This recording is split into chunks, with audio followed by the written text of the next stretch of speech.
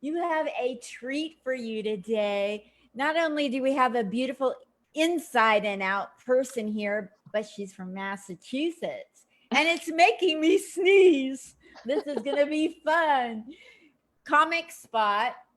Comic Spot was created so this little lady with no life can be like Gladys Kravitz and check in on comedians and let them know you do too have a voice and you are too essential. And every once in a while, we get somebody that's essential, like our Kristine Blinn. She's not only essential, she's very sensual. You can see she's beautiful. That's a compliment. Oh, I'm well, thank not, you. it's not a me too. I'm not into that. I'm just saying you're beautiful and you're two types of sensual. Oh, you're the cutest thing in the world. Thank you. That is so kind. She sent me her intro and it's adorably short, which does not happen often. You know how you guys are.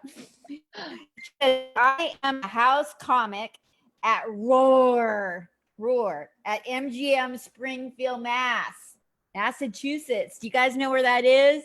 You can Google it later. And she has opened for the amazing Jonathan and Nikki Glaser. Oh my gosh.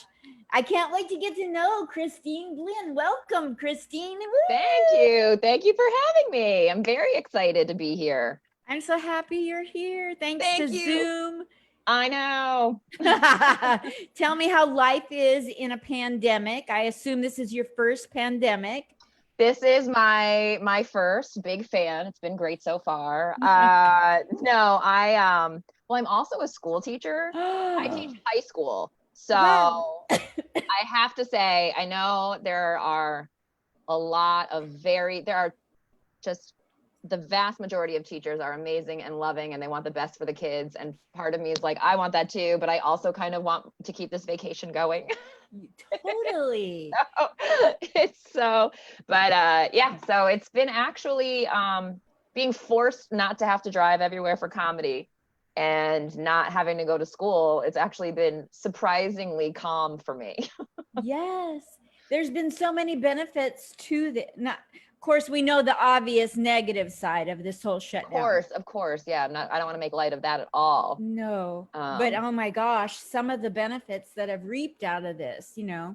Yeah, I think a lot of my friends that I talk to and stuff, I don't know everybody in the world, but a lot of them have had time to slow down, and not that they're making gigantic changes in their lives, but they're definitely kind of saying, oh man, I think I maybe a little bit messed up and could do some work in this area, or more self-confidence in this area, or here, I forgot I loved doing this thing. So even when all of this craft's been going on, there's still been, pockets of light that kind of have been happening too. So that's kind of nice. Yes. Like I always wondered what it would be like to live in a third world country now. I don't have to travel to figure that out. No, you don't have to go anywhere. You can't there? go anywhere anyway. I'm here. Can you hear me? Yeah, it just bleeped for a second. Oh, sorry. Okay. No, it was probably it says I'm unstable. Oh, that's so insulting. Tell them stop being mean. How do they know? Dang it. Big Brother is watching us again. It's Elon Musk. He's already doing his mind reading thing. So talk to me about who you are when you're not on stage, not working on your comedy. Do you own a dog? Do you run? What are your favorite things to do? People need to know.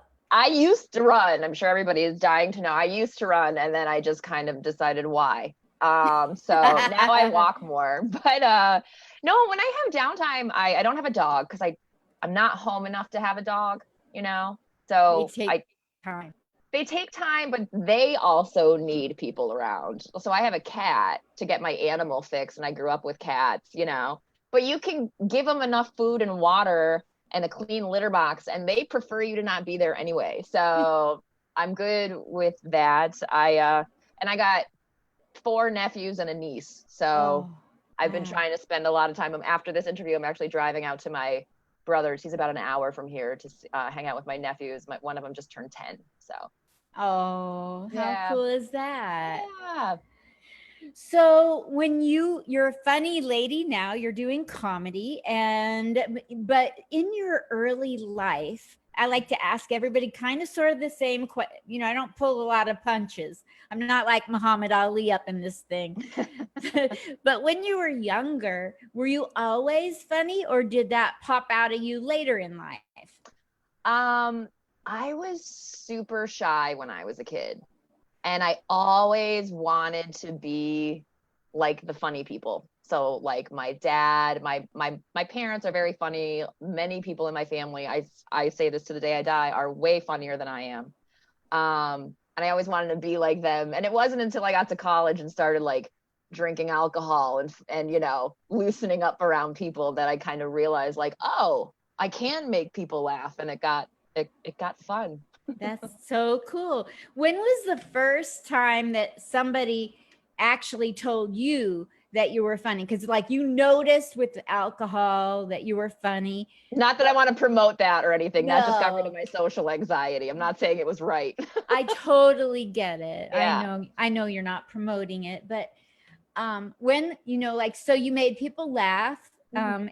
and then did people say, my God, you're so funny, you should do comedy? Um, no, I guess I should be a little insulted. Go back. Go I back do. to I remember one time when I was younger, my uncle told me that I should be a comedian. oh, Uh, cool. and I remember being really like super proud of that and like very excited about it because I was like, oh, they think I'm funny, so maybe I am funny. Of course, I still don't believe I'm that funny. I think it's like the the case of the comedian, not the insecurity and all that crap. Yeah. But yeah, when my uncle told me that, I was really excited. Of course, I don't remember how old I was. I couldn't have been out of high school, maybe college, but. And then I didn't, and then I waited another 15 years Yeah. to try it. Well, I'm a baby boomer. I grew up in the 50s, and Mhm. women weren't supposed to talk or nothing, And whenever I was funnier than my father, he would call me the B word. Like, Sounds like your dad wasn't very funny. he did not like me upstaging him. So I held it all in until I was 63. So That's when you, so, I feel awful. You know what I mean? Like, I feel like growing up in the 80s, not to totally cut you off, growing up in the 80s, like please. our dads were one of the first to be able to kind of encourage their daughters to be whatever they wanted to be, Yes, I like the remember that. 70s, 80s girls. So I feel like, I never really had that experience. I mean, before stand up, I worked in sports, and, my dad kind of was like, don't ever tell anyone you can't do it because you're a girl. So, Nice. but I said before we went live, like it's so cool that in your 60s you were like, life's not over, I'm doing what I want to do, and that's awesome. I refuse to die, Don't. Yeah, that's awesome. I would make people laugh, just not around my dad. Oh, good. Well, at least Yeah. you got your fill. Yes, yes. I had to get my comedy fix on away from Yeah. my dad. So you went up on stage your very first time in a professional comedy scene. When and how did that go? Oh, it went horribly. It was awful. Totally. Totally. Yeah, no, let's see, I was about 33 Mhm. and 32 or 33, right around that age change. And I went to an open mic. I didn't know how to start, so I just kind of took a acting class out in Boston that summer. And Great city to take class. yeah. And then it's about 90 minutes from here, 90 miles or so. And so I would drive out, and then I didn't have any more gas money. I was like, I can't spend this gas money more. So one of our assignments was to go to an open mic. So I went to one, did horribly, but hung out with some comics and kind of just kept going and going. So, Comic Spot, I love it. I know you've loved it. Let's keep it going. I need your help. I developed it so you out there can get to know comics, whether they're brand new or 45 years in the biz. We're going to get to know them so you'll know who to love. So, all I need you to do is donate to my Cash App, and that is Linda Marcus Smith. I would really appreciate it. Thank you. Now, you live in Massachusetts and you went to Boston, Hmm. and there is a famous comedian from, I believe, Massachusetts that went and started in Boston. Do you know Hmm. Wendy Liebman? Wendy Liebman, I know the name, but Hmm. I've never, have I met personally? No, no. Oh, you should go watch her interviews when she talks about getting into comedy from where she's from to Boston. Her first time on stage, it's hilarious. I will do that. Absolutely. Yeah.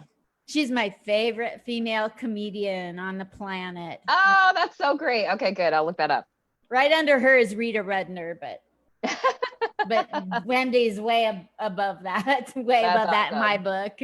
Well, So good. I'm going to check her out then.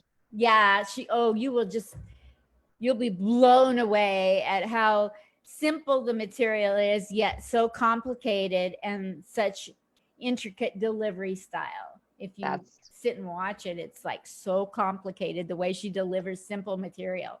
yeah. I love that. Oh, yeah, So, absolutely. so how has your career been going? It's going pretty well. I actually am really excited. I just got picked um, to open for Chelsea Handler on Yeah. Monday, Tuesday, and Wednesday when she's in Providence at the Comedy Connection. You told So me that. I in forgot to Rhode Island. mention. Yeah, no, that's okay. Don't worry about it. But yeah, so that's really, I'm very excited about that. I mean, I wish I wasn't so rusty because we, can't get on stage very much. But Yes. I'm excited. So I'm going to host a show on Saturday and then go, and we're doing six. She sold out 6 shows before I even submitted a tape. Like she just all, it's going to be inside, socially distanced. Rhode Island has the indoors open, but yeah, I can't. I hope she likes me. She will. She'll adore you. I feel like the new kid freshman year, She so, might. but I'm very excited to learn anything from her. She might actually like the fact that you're not, further along in your comedy than you are. Because I don't know. There's different headliners want different things from the Hmm. people that open, and she's seen something in you, so that's who I she. hope so. In my mind, she picked me personally. That's how I tell the story to myself. But Absolutely, absolutely. So, do you have your set figured out, sort of, or? I've gone through some stuff. I have the strongest ones that you always do, and I got to go through my set list and see, um, what I want to use and what I don't. I mean, I don't have the like some ungodly amount of material yet or anything, but yeah, I was told to prepare 20 or 30 minutes. So I'm not sure exactly what she's going to want me to do. So we'll see. That's so great. I know, I'm really Congratulations. excited. Thank Just you. being picked, I know. It's at the very least, one of my friends is just like, oh my God, you're famous now. I'm like, well, hardly, but at the very least, Ye- it makes me feel like I'm taking the right steps and improving and getting better and in the right place. So It's such a validation of your process. yeah. Yes, that's the perfect word for it. It's very, very validating and lets me know I'm not wasting my time. Exactly. Oh, Exactly. yeah. So, what is it that what stamp do you want to leave on the world? Oh, I have so many. I always say when I get rich and famous, I'm going to fix the public school system in the United States. Good. I'm I like going. that. Thank you. Anti-diet and body positivity is Ooh. another huge one. I did a lot of my work during COVID or still is, fixing my body image, and it's a long way to go. But so that's something that's very, very important to me. And your general sense of equality, Black Lives Matter, all of those, just the equality for everybody. Yes. Yes. Yeah. Okay. So, when it comes to your comedy, are there people you want to give a shout out to who have helped you along the way, Oh or God, and yes. or now that you're at a certain level, are you doing something to give back to comics behind you? I feel, first of all, I still don't feel like I should be any kind of person giving advice. Like that's Uh, But I think one of my favorite things to do is right now is be more of a role model for younger kids and girls. So my friend's daughter's 9, and she's like, she sees me going for what I want to go for, that I didn't see. Nobody, when I was a kid in my area, that we didn't know anybody who was doing comedy. It wasn't even a possibility as a job, that was just something other people did wherever they lived. And now she sees that. And another one of my friend's daughters is in performing arts school because she wanted to do comedy. So she reaches out to me and I talk to her all the time. And, so right now I feel very comfortable. I had a former student who came and got on stage, helping the young. Right now I feel very comfortable doing that. And then someday when I get more time in this game, maybe other people, but yeah. Coming from an educational background like you do, maybe in the future you could be a motivational speaker or a trainer for young comics coming up. I think motivational speaking would be a lot of fun. Yeah. Just because I really have a lot of fun with teenagers, not in any weird way. They get sarcasm. They're, and they're at a really moldable point in their lives. Some of them, some are incredibly stubborn and not moldable at all, but some are, and they really, I've made enough mistakes that I can kind of help people with their mistakes. That's the only reason at all, and I'll still learn plenty more, I'm sure, from more mistakes. That's incredible. So where do you plan on, do you have any plans to go do comedy that were put on hold because of COVID? Yes, the wonderful and amazing Nikki Glaser, you asked me about people who I want to thank. She recommended me for Montreal's Just for Laughs New Faces. What? And I had an audition with it at Laugh Boston, but that was like 2 weeks out, everything in mass shut down. So, and the only thing that really kind of, like, luckily I didn't feel prepared. So I'm kind of like, all right, well, maybe next year if we can be the ones to audition again, I'll feel more confident. So whatever. But, everybody else had to stop too. So I wasn't too stressful about it. It's not like everybody else was getting to audition and I had to sit in my house. So yes, you just deal with it. Super. So this is a personal question and you can say yes or no, or you don't even want to talk about it, but because of the shutdown, has it hit you financially? Are you accepting Venmo, Cash App, PayPal, any of the above, or do you avoid that? Financial stuff, as far as like, how have I lost a lot of money from comedy, you mean? Yeah. So that in essence, I'm asking, where are you at financially? Are you hurting? And if people are so driven, would you like to accept any financial That is incredibly sweet, but I was blessed to have my, teaching kept going. We were just home. I'm very lucky. I mean, I really appreciate that offer. That's absolutely beautiful. But I'm one of the lucky ones who, I lost some money that I usually put away to save or whatever. But as far as I've been able to pay every one of my bills. And so good. I would love for people to, if they ever felt so inclined, find somebody in my, give it to somebody else who really needs it. Cool. Yeah. I hate asking, and I was asking when I first started these 500 videos, and then I got like, it's something that I'm not comfortable asking. And so then I thought, you know what, I should get back to it because it's been a long time with only one stimulus check. So I'm asking. Well, it's a very kind question to ask. Thank you. Thank you. But like I said, I'm very blessed in that area that I did not have to stress. And there are a lot of other people who could use that money more. So let it go there.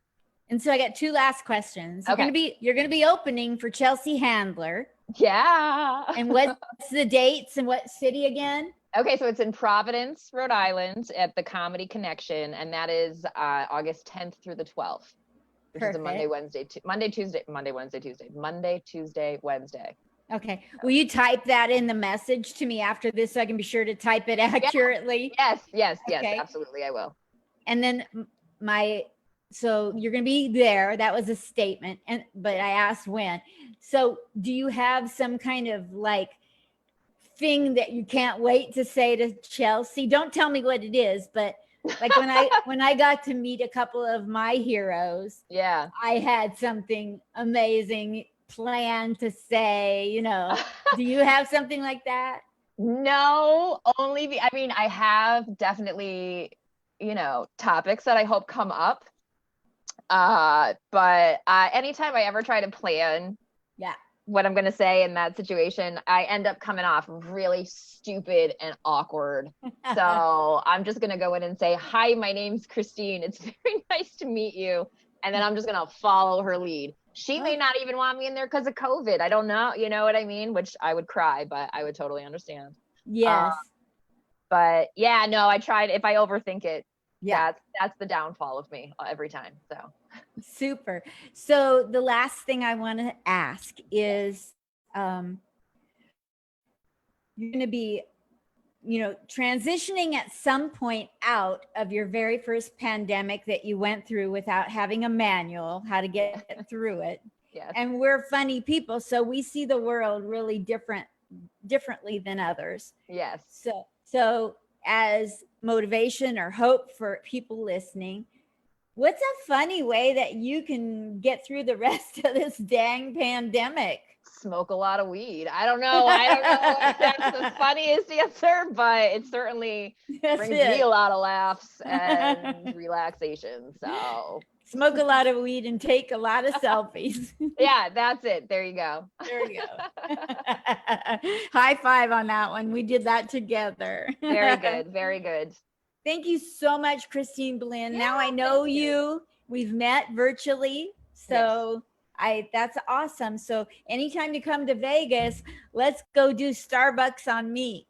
I will. Thank you very much. You are wonderful. And thank you for having me on. And you're inspirational too for doing this, starting in your 60s. I think it's freaking awesome. Thank you so much. Yeah, I hope I'm still doing new stuff then. You will be. And thank you for your dedication to making people laugh at a young age. Same goes to you in an opposite way. Well, thank you very much. Yeah, because you're young, you're marketable, you're very beautiful, you're funny. The world's your oyster. Hey, listen, I will come back on this show anytime you want if you're going to talk to me like that. Anytime you're on the show, I'll be here. That brings me to my final closing comment, because final and closing are very different from each other. Now that you're a graduate of Comic Spot, you're on the same level with Sinbad. Yes. I love Sinbad. He's freaking great. That's awesome. He's the best. I'm very proud of that. Yes, thank you. And so now that you graduated from Comic Spot, every month, if you have anything to plug for 5 or 7 minutes, hit me up. I'll squeeze you in. You're awesome. You are beautiful and amazing. And I love your red glasses. Sally, Jesse, Raphael ain't got nothing on me. Thank you. Love you. Take care. Good luck with Chelsea. Break legs. Thank you. I'll break all of the legs. Okay. Send me those dates. I'm going to send it right now. Thank you. Bye. Okay. Bye. Everybody's talking at the Comic Spot.